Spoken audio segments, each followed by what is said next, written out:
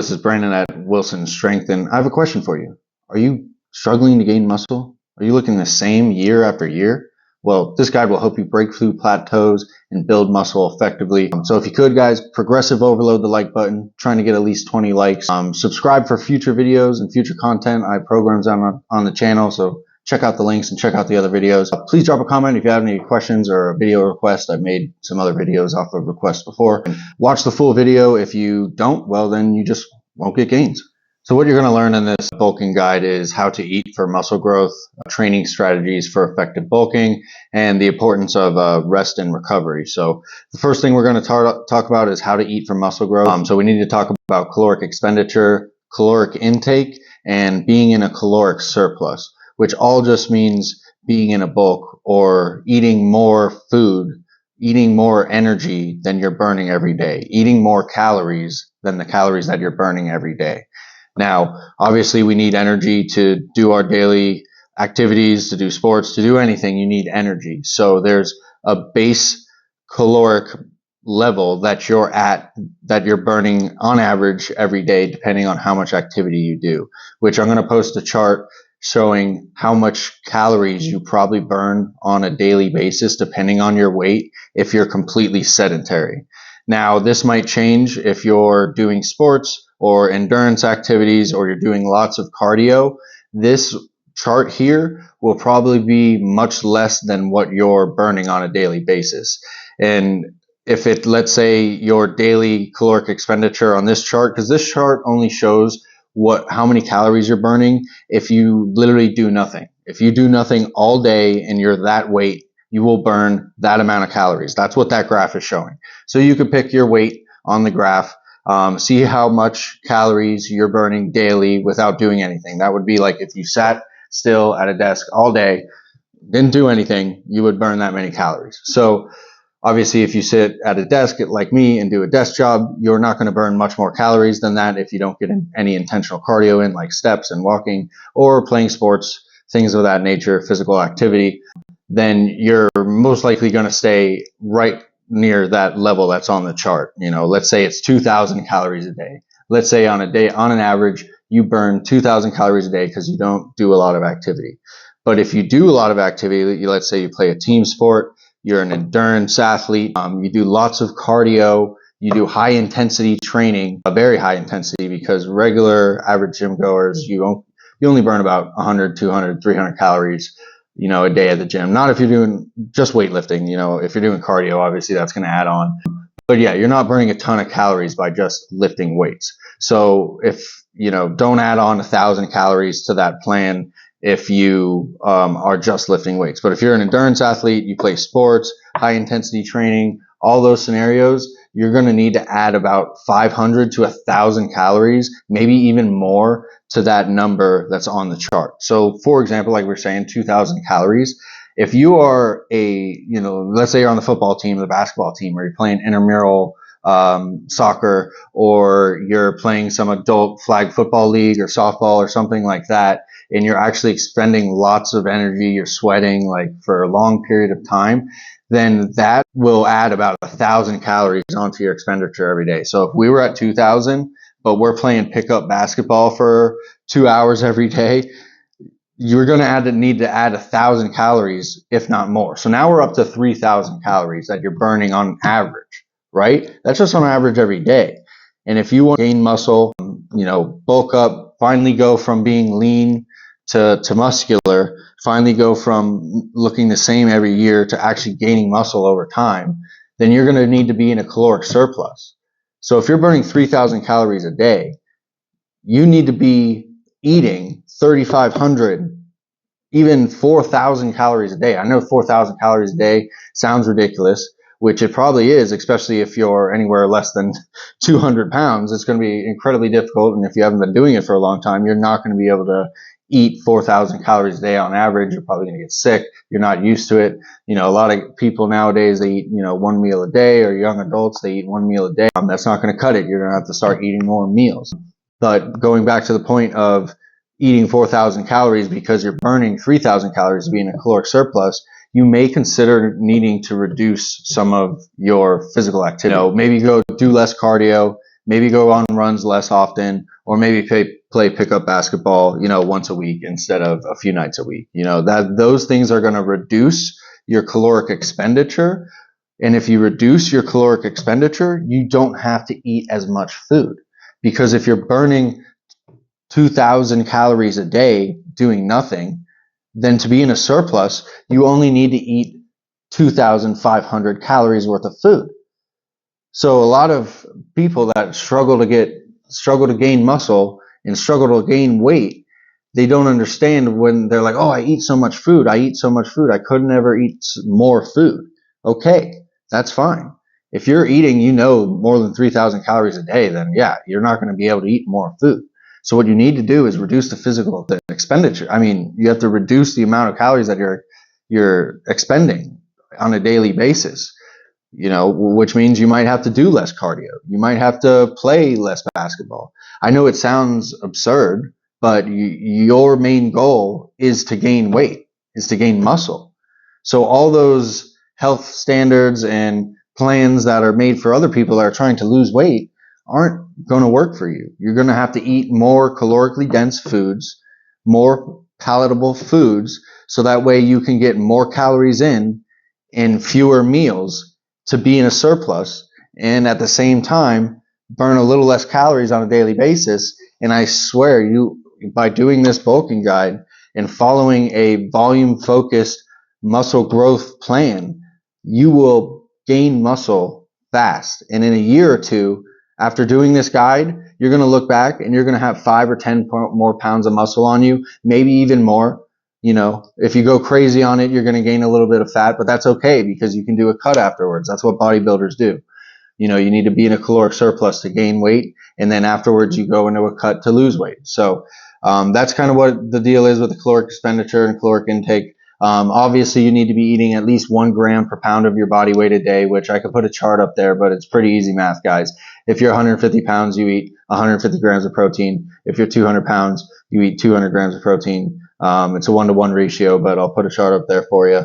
And then the protein frequency, for as a tip, I say at least 30 grams of protein every 3 hours while you're awake. That's an easy way to get your total protein in without feeling like you're eating big meals frequently. You can literally just eat a protein bar, make a protein shake, eat some Greek yogurt, have some deli meat, eat a sandwich. It's not that hard to get 30 grams of protein in every 3 hours. That's really important. Food volume is important. I touched on it for a minute, but you need to eat calorically dense, tasty foods. I know it sounds crazy. You're supposed to eat, I tell you to eat protein, vegetables, and fruits.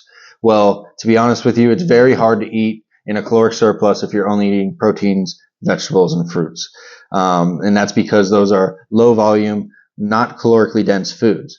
So if you're struggling to eat enough food every day, like your challenge is to eat enough food, not only do you have to lower your physical activity, you have to eat more calorically dense food. I'm literally saying, like, eat unhealthy foods. I know it sounds crazy. Don't go insane and just only eat unhealthy foods, but add unhealthy foods to your diet, because those foods are calorically dense. Ice cream. Start eating Haagen-Dazs. Like, those things if you eat a pint of Haagen-Dazs every night, obviously don't do this, but you could, mix it into your schedule every few nights you can have the Haagen-Dazs, and it's like 1,200 calories. You're telling me that if you're eating 2,000 calories a day and you add on a Haagen-Dazs once in a while, now you're at 3,000. Like, that's not the hardest thing in the world, guys. Obviously there are better ways to do it, but there's also easy ways to do it, and you'll kind of learn that over time. Possibly less fruits and vegetables, more pastas, grains, breads, desserts, snacks, chips, things that have tons of calories in them and you can eat easily. Here's one thing, like, that's actually healthy that has tons of calories, is eat lots of nuts. Cashews have tons of calories in them. Macadamia nuts, peanuts, they have most of them, and you can get the honey roasted ones. You can get them chocolate covered. They're delicious. Now, one little handful of chocolate covered cashews is like 200 calories. You're telling me you can't eat, a couple extra handfuls of chocolate covered cashews a day and get your caloric intake above what it should be, so that you can finally start gaining some muscle over time? I think you can. So the next part of the guide is about training. Obviously, training is the most important part. You're not going to grow a muscle if you don't train at all. So you're going to need to begin a muscle growth program with sufficient volume. I would start with the program that I have on the channel. There's multiple different programs you can click on the link, go check it out. You can do the push-pull leg program. I have an upper-lower program. I'm going to add a full body program soon. And there's also a home workout program that you can start doing if you don't have a gym membership or you don't feel like you're ready to go to the gym. Please start that home program. That would be, ideal, even if you can only start 2 days a week, guys. It's better to start than not to do it at all. And another key is during your training is you're going to have to train pretty hard. You're going to have to train to failure. And I've talked about this in other videos, but you're going to have to train to failure with me, which means when you're doing your sets, as you do your reps, it gets more and more difficult to complete a rep to where the point where you try to do another rep and you physically cannot do it. That's failure training. If you train most of your sets, I don't mean do all of your sets to failure. That will cause too much fatigue. You don't want to go that route. But do most of your sets to failure, where you're actually training to where you can't get another rep. So that's like if you're doing push-ups and you're doing push-ups and they start to get harder and harder and harder. And on one rep you go to push up and you can't push up anymore. That's failure. So congratulations, you achieved failure. That's what you want to be doing on most of your sets, on most days that you train. And you're going to have to train again as soon as recovered. So people ask about training frequency all the time, and it's really about training as soon as you're able to train again, which means if you do a hard chest workout on Monday, and then you wake up the next day and you feel your chest and you're like, wow, my chest is really sore. Time to do chest again. No, that's not the way to go. You need to train as soon as you're recovered. So you do chest on Monday, you feel your chest on Tuesday. Oh, wow, really sore. No way we're doing chest today. Maybe we'll do back or legs or whatever. And then the next day you wake up and you feel your chest and it's still a little bit sore, but you feel kind of good to go. You could maybe train that day. But if you rest one more day and then you feel your chest and you're like, oh yeah, fully recovered, and you feel powerful again, boom, that's the day you train chest again. So you're going to be training your muscle groups, and obviously you can arrange your training in different ways, like I have on the channel and in the programs. So do whichever one you like. They all work great. As long as you're getting enough volume in, which I'll show you on the other videos. Go ahead and click on those. You'll find out about the programs. But as long as you're training to failure and you're training again as soon as you're recovered and able to train again, then you're going to gain a lot of muscle really fast. Consistency long-term is also like the most important thing. I would probably put it on the top of my list, literally above form, above anything else, above eating protein, above programs, above any of that nonsense. Consistency long-term is the most important key for building muscle. This isn't going to be easy, guys. It's not going to happen fast. You're not going to get them some crazy TikTok transformation where you go from 0 months to 6 months, and 0 months you were skinny and 6 months you're jacked. That's not going to happen. But I'm not going to promise you that. But if you show up every day, even when you don't want to show up, it doesn't have to be every day. You can take rest days, but show up on the days when you have plans. That day you wake up or you go throughout the day and you train in the afternoon and you don't feel like going, still go. I guarantee you, if you make yourself go and you get into the gym, I've had some of my best workouts when I've decided, man, I really don't want to go to the gym today, but I'm just going to drag my ass there. And then I get in there and I feel empowered because I got there even when I didn't want to go. And then I have a really awesome workout. And then towards the end of the workout, I can't even imagine why I wouldn't have wanted to go in the first place. Obviously, don't, if you aren't recovered yet, then don't go, don't force yourself to go to the gym. If your whole body is sore and there's nothing left to train, then yes, you need to go home and rest. Don't force it. But you need to be honest with yourself and train as soon as you're recovered, and just be consistent. And guys, do it long term and just be along for the ride. 1 to 2 years from now, you're going to look back and it's, going to be a big difference. All right, guys, the next part of the bulking guide is sleep and rest and recovery. This is very vital. It's extremely important. It's probably as important, if not more important, than nutrition and training. Sleep is extremely important, guys. You need to be getting at least 8 hours of sleep at night. If not 8, you need to be getting 7 consistently, or at least 7 plus, 7.5, 8 hours is ideal for muscle growth. More than 8, 9 hours would be great. Anything more than 9 or 10 hours is probably not going to do anything beneficial for you, except, making you feel more rested. 8 to 9 hours is optimal for muscle growth. So if you can, try to get in at least 8 hours. I understand, we have busy lifestyles, but if you really are prioritizing muscle growth, then you need to be getting your rest and you need to be sleeping. So please add that into your schedule. You cannot make up for lost sleep. So let's say you sleep 4 hours a night during the weekdays because you can't get to bed and you're not prioritizing your muscle growth, and you somehow are able to sleep, 10 hours on the weekends. You cannot make up for those days that you didn't sleep 7 or 8 hours. That muscle growth, those gains are lost. It's not like you can just magically make them up on the weekend. It's gone. And if you're training hard and you're doing the right thing and you're watching the videos and you're eating the right foods and you got a program going, why would you want to miss out on any gains because you're not sleeping? You really need to get sleep, guys. I know it's not easy. There's different supplements out there. I don't recommend a lot of them. I would try natural things and other ways to make yourself sleep. Magnesium and zinc supplements will help you sleep.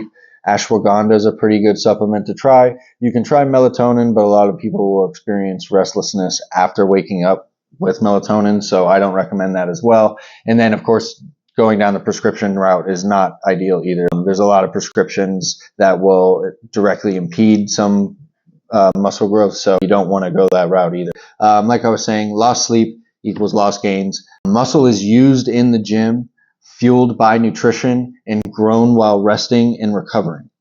I'm going to say that again. Muscle is used in the gym, fueled by nutrition, and grown while resting and recovering. Got it? So when you're growing muscle, you're resting and recovering. So if you can rest and recover more, then you can grow more muscle. Obviously, you have to have the nutrition to go along with it, but rest and recovery is really important. So if you're if you're really lean and you've been struggling to gain weight and now muscle growth is your number one priority, and you're doing a lot of sports, you're doing a lot of endurance training, you're doing a lot of cardio, you're a long distance runner or a long distance cyclist, you play pickup basketball every day at the local gym, then you may consider reducing some of that. That caloric expenditure is going to be very hard to keep up with no matter how much food you eat. And like we said earlier, if you're not in a caloric surplus, you're not going to be able to gain the optimal amount of muscle. And that's what you've been doing the last 2 or 3 years. That's why you're watching this video, because you haven't been able to bulk effectively. You haven't been able to gain muscle effectively. You feel like you look the same year after year after year. And obviously, when we want to make progress, you may consider reducing your endurance training, reducing your cardio, or reducing your daily activity, especially if you're doing, sports on a daily basis. Then you may have to reduce that if your main goal, if you're now prioritizing muscle growth. If that's not, if sports and endurance training is your priority, then don't remove those from them. You can keep trying to gain muscle. It'll just take you longer. You still can gain muscle. You'll just have to eat a lot more food. So just be prepared for that. Stress. You need to be able to manage stress in some ways. I know we're all humans. Stress gets to all of us. There's no way you can actually manage stress. That's why I don't like it when people say that. You can do some things to reduce stress. There's some different things. I'm not the guru on stress reduction, believe me, but you need to try to be aware that stress is an acute stress is going to reduce your ability to grow muscle. That's why you see the best bodybuilders in the world, the guys that have the most muscle. What do they do every day? They sleep a lot, they eat a lot, and that's about it. They train probably twice a day, and they sit on the couch and watch Netflix and eat food the rest of the day. Why? Because that's optimal for growing muscle. They're not out there running marathons and playing pickup basketball, because that would actually, impede from their muscle growth. And if their main goal as a bodybuilder, as a professional bodybuilder, is to build more muscle, then they're going to do everything that it takes to be optimal towards growing muscle. And if you're going to prioritize muscle, why would you not do what a professional is doing? Just like if you want to be a professional electrician, you're going to learn from a professional. You're going to learn from another electrician. If you want to be a professional basketball player, you're going to be playing. You're going to do drills, and you're going to do things that you see that the professionals do. And I also want you to focus on getting at least, I know this is extremely difficult for some people, but at least 1 hour a day of inactive rest. This doesn't count for your sleep. I mean, 1 hour of rest where you're not actively, worrying about things, thinking about things, logically processing things, just, maybe watching some TV, or going for a walk, or something very relaxing, something, reading a book, listening to music, something that calms you down and puts you into that rested state where you're not, fight or flight all the time. So that's really important, that period, that hour a day to relax. It'll reduce stress as well, but that active rest period is real important for gaining muscle. Thanks for watching, everyone. Progressive overload the like button if you can. If you're a new watcher, please consider subscribing. You'll actually lose muscle if you don't subscribe. I think it's you lose 5% of your gains. I don't know. I don't do the research. I just tell you guys. But please comment with questions, video requests. I made my last video, the home workout plan, off of a previous comment. Watch my other videos. Share them with friends if you can, so they can get gains as well, or don't share them with your friends so you can keep all the gains to yourself. But please subscribe so that way you can keep all the gains to yourself. Click on the links, start the programs, guys. Let me know what you think. There's a future app coming down the line, so keep that in mind as well. And my name's Brandon at Wilson Strength.